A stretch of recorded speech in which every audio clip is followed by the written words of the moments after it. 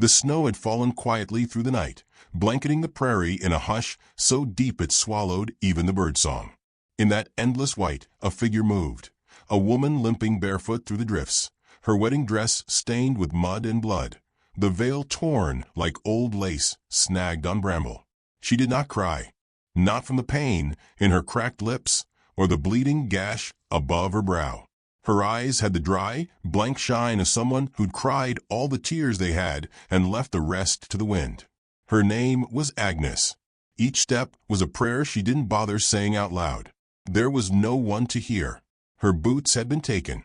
Her husband, no, not husband, not really, had tossed them in the river 2 nights ago after she stumbled one too many times.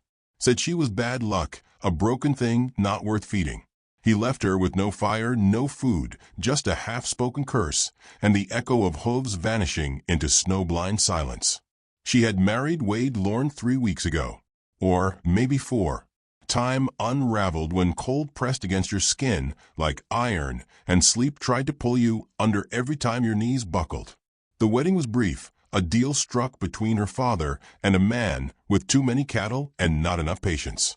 Agnes was traded like land, branded with a kiss that felt more like ownership than affection. Wade wanted a bride who worked and bore sons, not one who paused to pick wildflowers or sang lullabies to herself when she thought no one was listening. Now he was gone.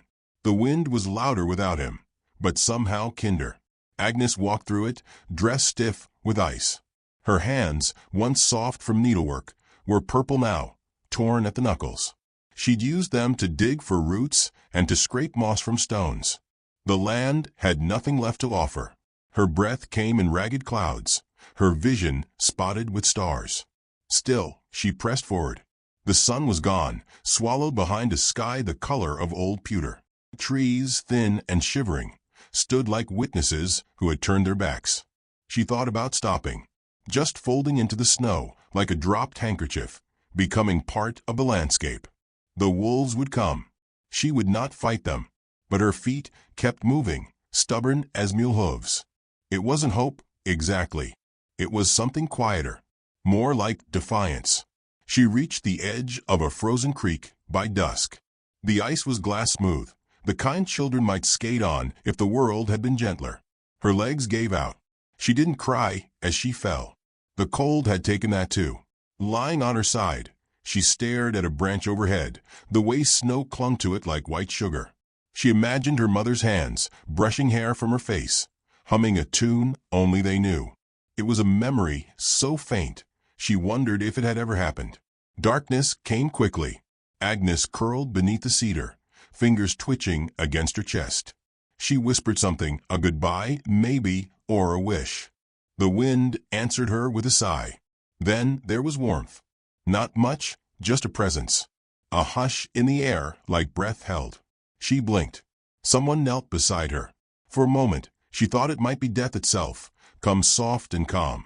But no, there were hands. Real ones. Strong, bare, careful. Lifting her as if she were made of snowflakes and might scatter. She saw the flash of beaded cloth. Dark braids. A face neither young nor old.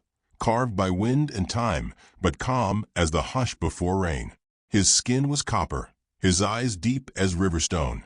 She wanted to ask who he was, why he'd come, how he had found her in all this nothing. But her mouth wouldn't form words. Her eyelids dropped. The last thing she felt was the circle of his arms, firm and sure. Not like Wade's, which grabbed and pushed. These were different. They held, not claimed. Lifted, not dragged. Then there was only the scent of smoke, the sound of hide shifting, and for the first time in days, a warmth that didn't come from a dream. The prairie was still.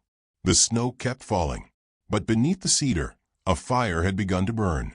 The world smelled of smoke and pine, and something else, bone broth maybe, or boiled root. Agnes stirred beneath a blanket that didn't belong to her.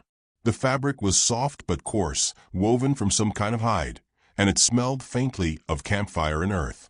When she opened her eyes, the light was low and flickering, amber shadows dancing along the tent walls stitched from thick canvas and stitched skins. She didn't move at first. She only listened. Wind murmured outside like a lullaby sung in a forgotten tongue. Somewhere nearby, water trickled. And close, very close, came the sound of breath that wasn't her own. Even before she turned her head, she felt he was there. He sat just outside the firelight, half in shadow, carving something in his lap with a stone-bladed knife. His movements were quiet, measured, the kind of stillness that came not from idleness, but from a life lived with intention. She flinched anyway. The man paused but didn't look at her. Agnes's throat tightened. She tried to sit up and winced. Pain bloomed in her legs, sharp and deep. She pulled the blanket closer, instinctive as a cornered doe.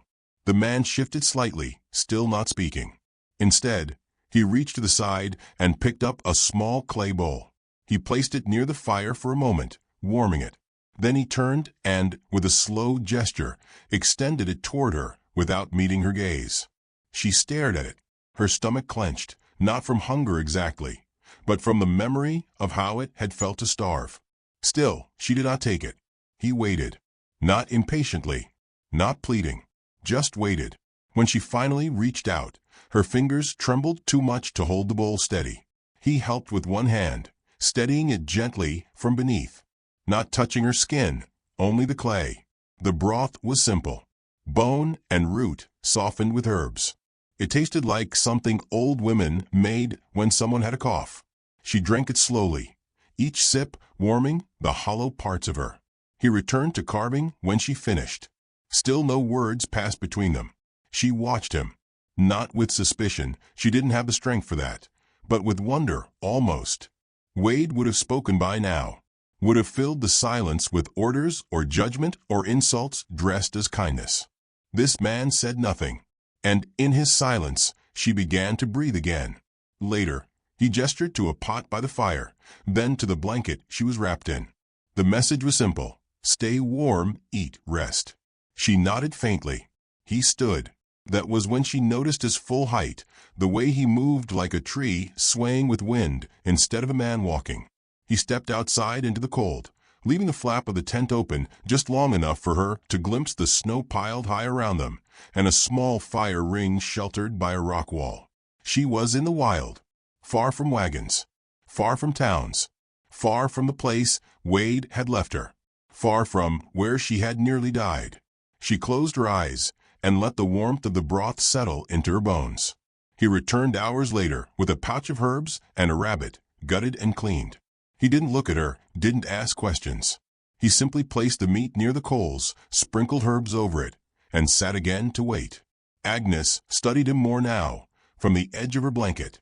His braids were thick and long, adorned with small bone beads. His hands were broad, strong, but not cruel. Everything he did with care, as if each motion mattered. She gathered her courage. "What's your name?" Her voice cracked like frost underfoot. He looked at her, eyes dark as winter riverstone. For a moment, she thought he wouldn't answer. Then softly, "Tasani." She repeated it under her breath, unfamiliar on her tongue, but solid, steady. Like him. "I'm Agnes." He nodded, the corners of his mouth twitching, just shy of a smile. The rabbit cooked slow. She leaned forward to hold her hands near the flames, noting how close they were to being useless. Her fingers were still swollen and purple at the tips. She pulled them back into the blanket. Without a word, Tasani reached for a bundle of cloth. Inside were salves, simple ones, handmade. Bear fat, crushed herbs, maybe pine resin. He opened the jar and moved toward her. She stiffened. His hands paused in midair. "May I?" he asked. Not with words, but with a tilt of his head, a question in his eyes. Agnes hesitated, then slowly extended her hands. He took them in his own, gently, like something breakable. He rubbed the salve over her fingers, one by one, not flinching at the cracked skin or dried blood. There was nothing hungry or possessive in his touch, just warmth. A craftsman healing broken tools, not claiming them.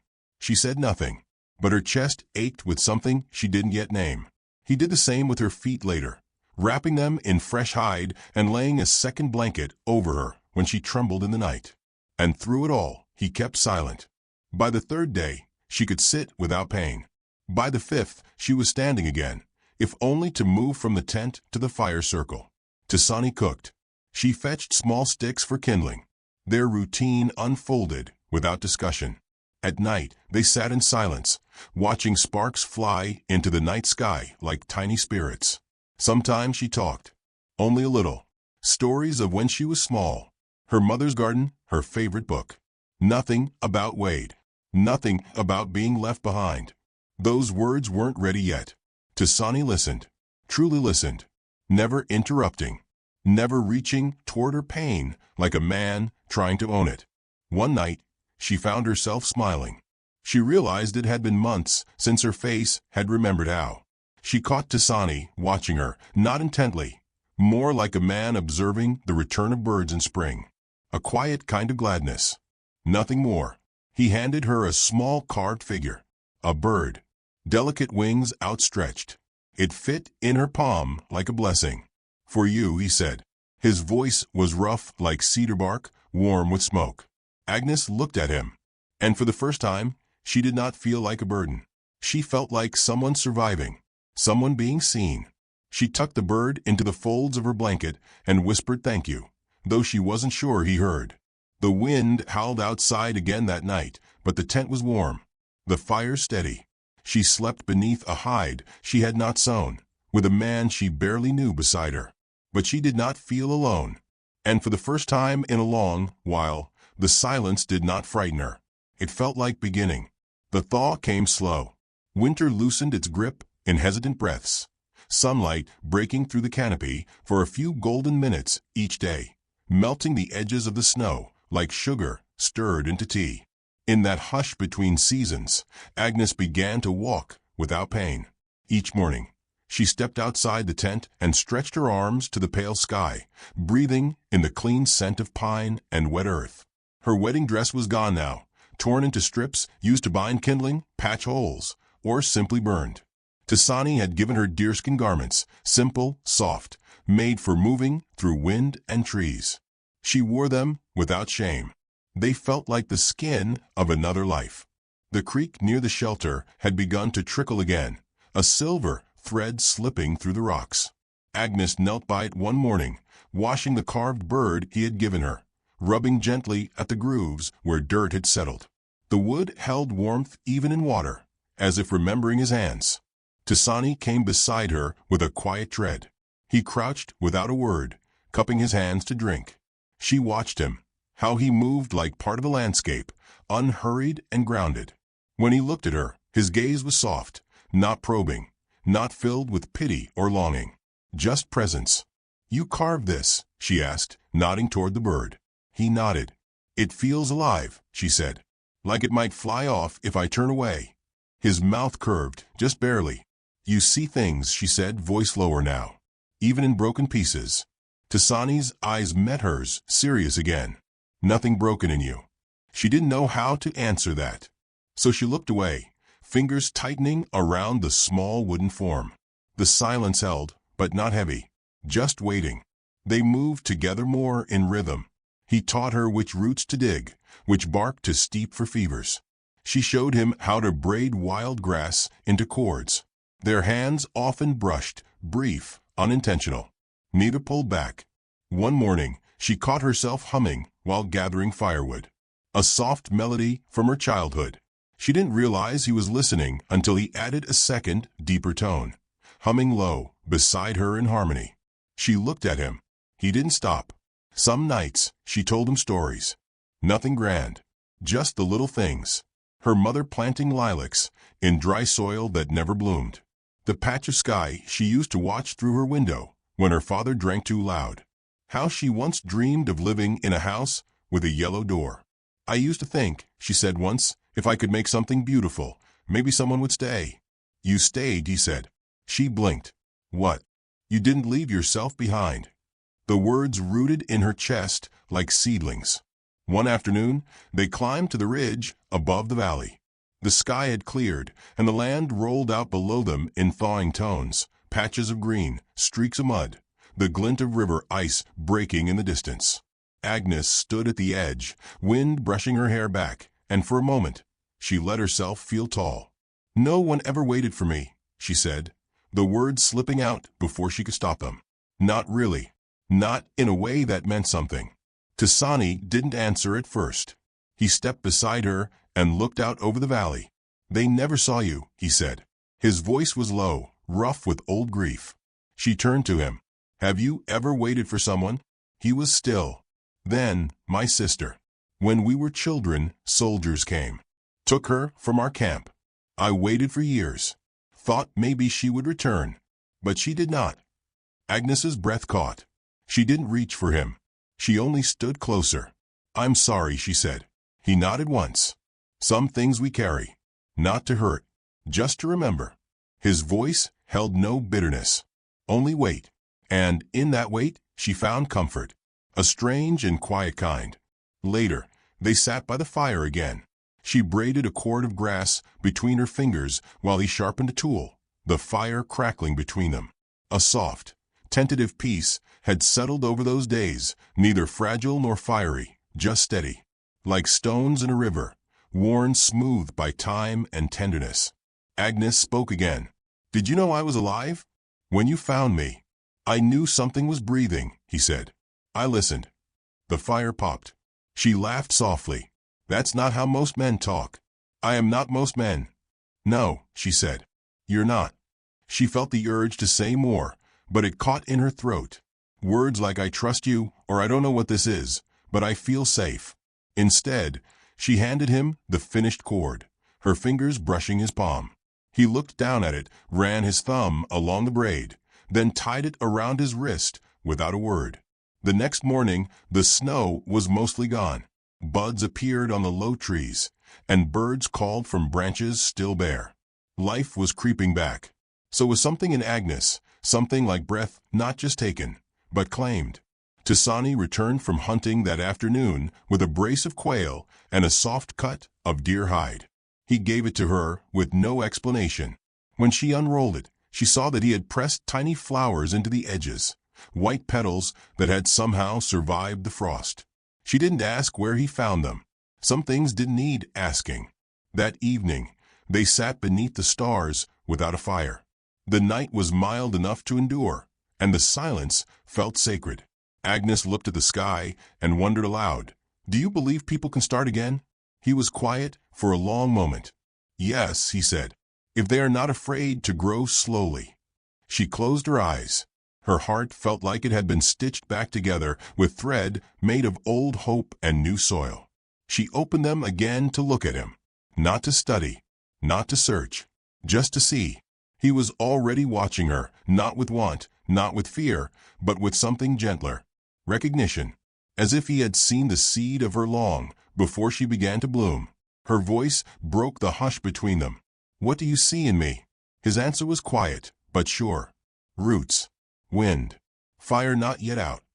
Agnes didn't respond.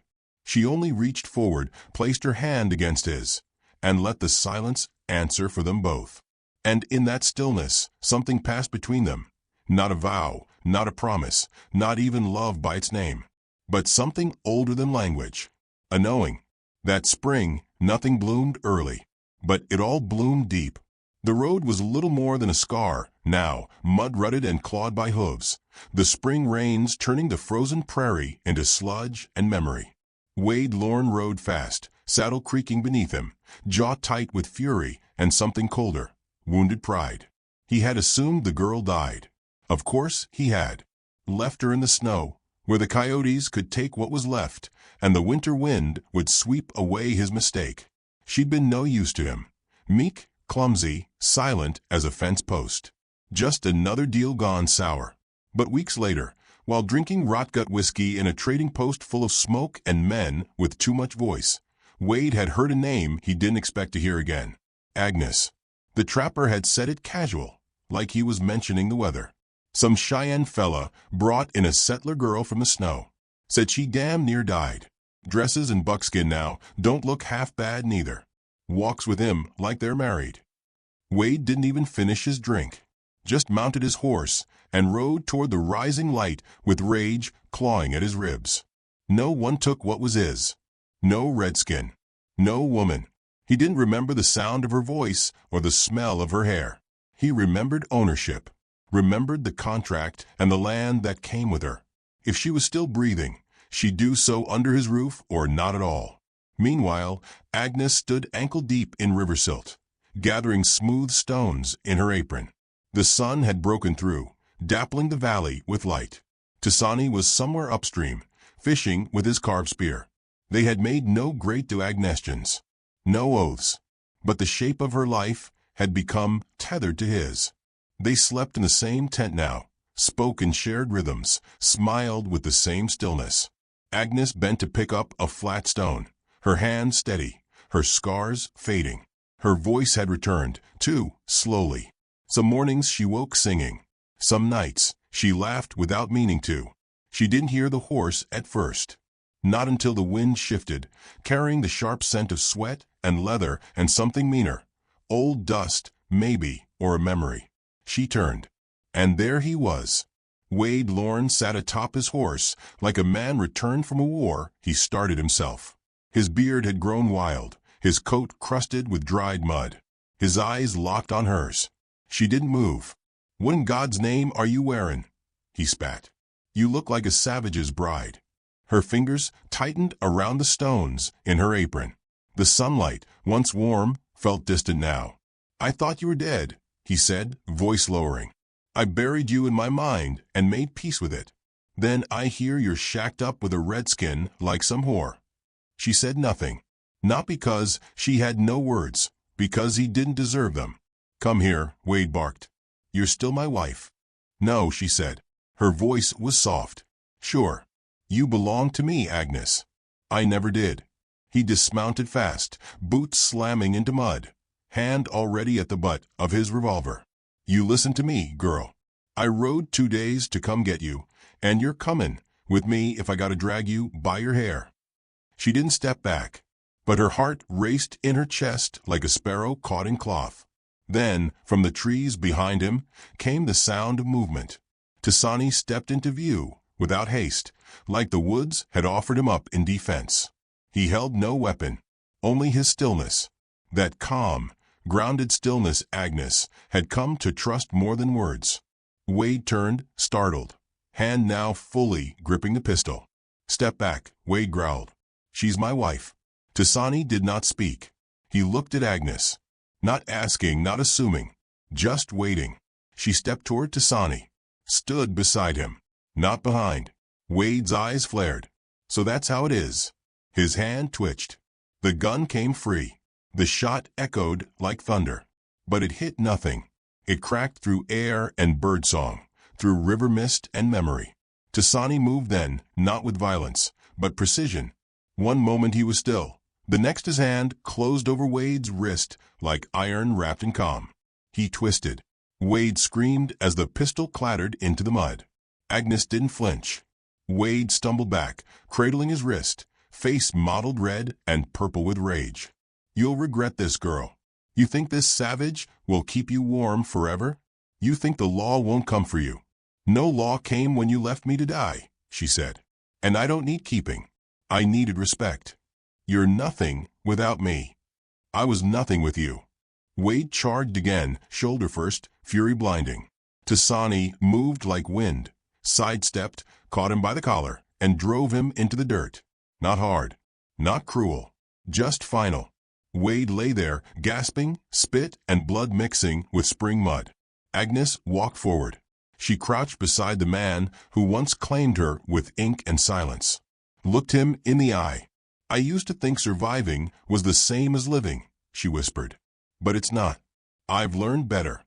He stared at her, eyes wide with something that might have been shame. Or fear. "Take your horse and leave, Wade. You don't get to follow me anymore." He sat up, dazed. When he didn't move fast enough, Tisani dropped the pistol beside him. Not as a threat, just a choice. Wade took it, crawled to his horse, mounted with trembling hands. As he turned away, Agnes felt no triumph, only clarity. Some men lose you, and it's not your fault. Some men leave you behind, and it's a gift in disguise. The hoofbeats faded.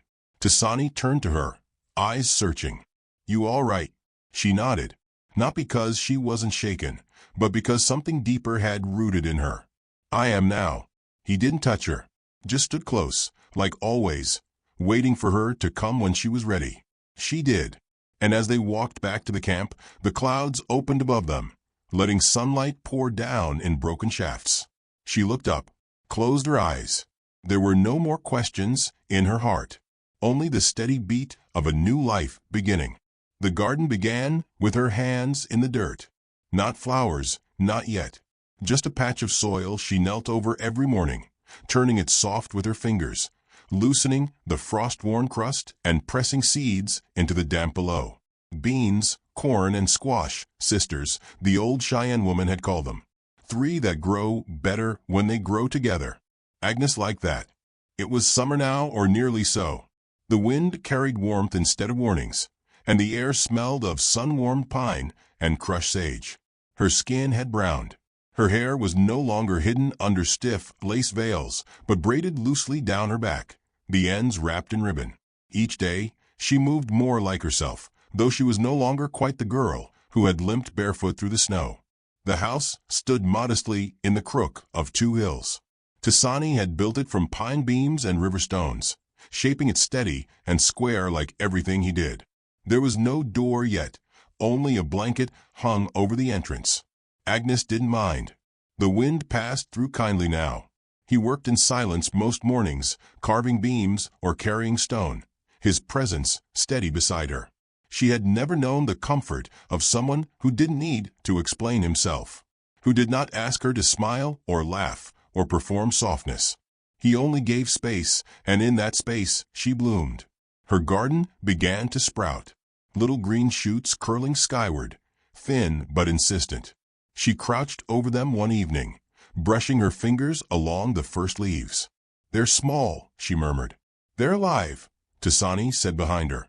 She looked over her shoulder. He was barefoot, carrying a bundle of firewood against his hip. She rose slowly, brushing her hands on her skirt. "That's how I feel too sometimes." He watched her for a long beat, then said, "That is how you began, but not how you end." They shared supper on the porch, smoked trout, dandelion greens, and cornbread Agnes had learned to make without burning.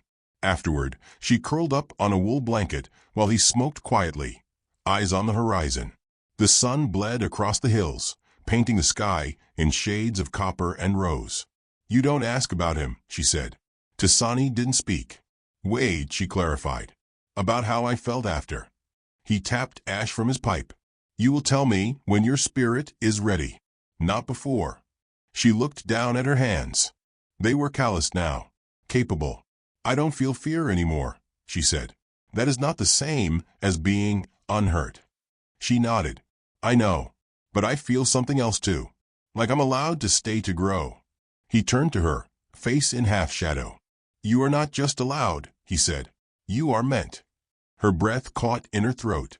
It wasn't poetry. It was truth. In the following days, she made baskets from willow shoots and stitched linings for the cabin walls. She began to speak more freely with the women in the nearby camp, learning their words, their ways, how they treated birth and healing as sacred things. Sometimes she missed the world she came from, but only faintly, like a half-forgotten tune. Then one afternoon, the sky turned strange. Agnes was kneeling in the garden when she felt it, that eerie stillness before something shatters. No wind, no birdsong, just the weight of silence pressing against the bones. She looked up. 3 riders crested the far hill, rifles slung low, eyes sharp as buzzards. Settlers. She didn't know their names, but she knew their type. Men who thought kindness was weakness and thought women were land to be taken. Tisani came from the trees with quiet speed, his hand resting near his knife. He stopped beside her, but didn't speak. The lead rider dismounted, boots sinking into the soft dirt of her garden. "Evenin'," he drawled. "Mighty strange place to see a white woman in a dress like that. You wander off from a proper home." Agnes stood. Her palms were damp, but she didn't tremble. "I'm where I belong," she said. The man laughed. "That's so. A lot of folks wouldn't see it that way." She raised her chin. "Then they don't see." He stepped closer, glancing at Tisani with a smirk. "Ain't your type, is he? Bit too quiet to be a real man." Tasani said nothing, just watched. The man reached forward, fingers brushing the edge of Agnes's braid. Tasani moved, not violently, just surely. He stepped between them and looked the man in the eyes, steady as the stones he carved. "She is not yours to touch," he said.